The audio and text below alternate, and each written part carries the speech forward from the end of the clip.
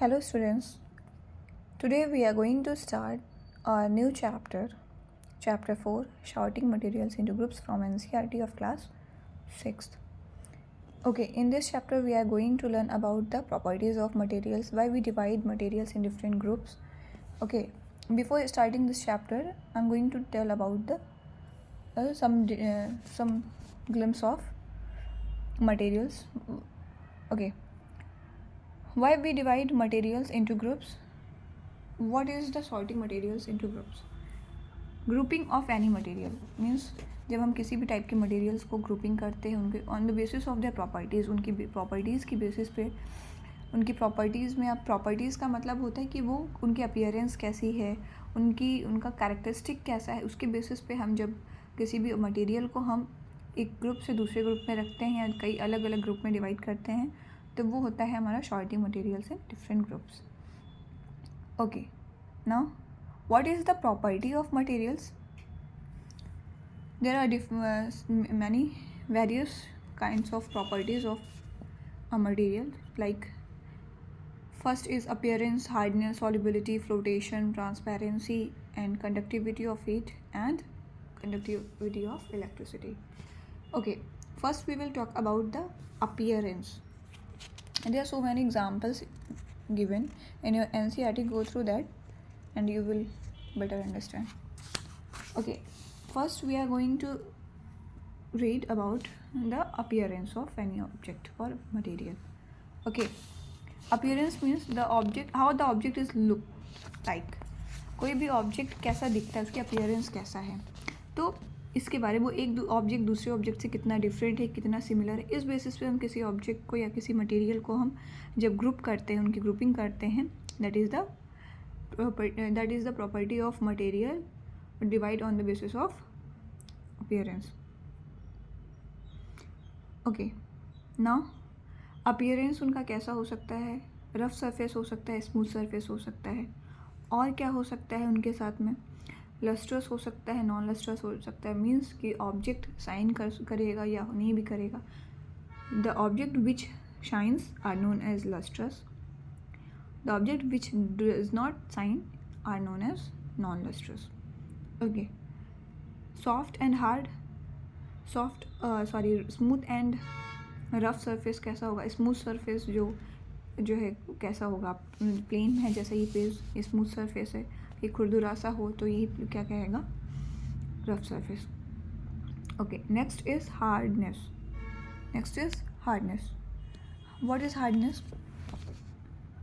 Hardness means if the object is divided on the basis of their hardness.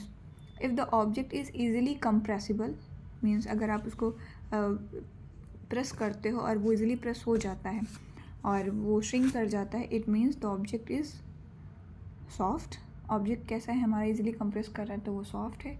If the object is not gate easily compressed is known as hard. Okay, now the next is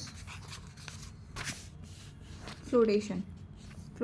Object is also divided on the basis of their flotation property. means object अगर easily water पे flow कर रहा है, float कर रहा है liquid पे, तो वो क्या हुआ, इसका property होगी flotation की. अगर वो नहीं करता है flotation तो वो sink कर जाएगा, है ना. और हम ऑब्जेक्ट्स को किसके बेसिस पे, किसी भी ऑब्जेक्ट को आप लीजिए, मान लीजिए उसको आप वाटर में डालिए, लाइक मैंने वुड लिया या पेपर लिया, मैंने वाटर में डाला, वो डिप करने के बाद what you will see that object is floating. वो वाटर के ऊपर क्या कर रहा है, वो फ्लोट कर रहा है, तो it means would has the property of flotation. if we take any stone, then what will happen, it will sink, वो डूब जाएगा. Okay, we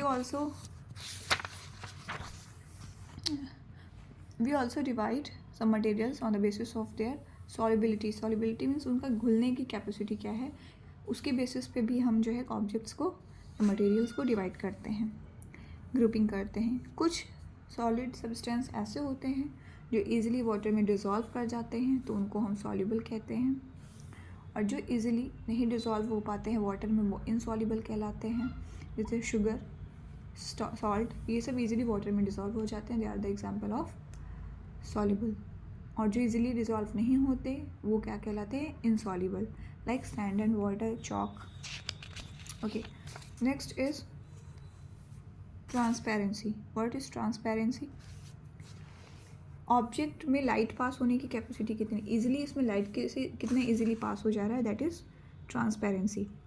अगर लाइट पूरी तरीके से पास हो जा रहा है, if the light is easily pass through the object, that means the object has the property of transparency, means वहाँ पे लाइट पास हो रही है, यानी कि ऑब्जेक्ट इज़ क्या है, ट्रांसपेरेंट।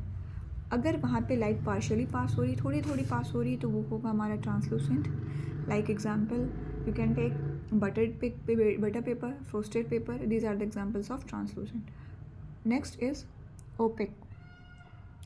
ओपेक, यहाँ पे लाइट पूरी तरीके से ब्लॉक हो जाती है, यहाँ पे लाइट बिल्कुल भी पास नहीं होती अगर ऑब्जेक्ट में, that is known as opaque object. Example wood, books, anything you can take where the light does not pass through easily or doesn't pass through it, that is known as opaque object. Okay, now we will do in the next class whatever the left. Okay, I think conductivity of heat and electricity is left. We will do it in the next class. Thank you.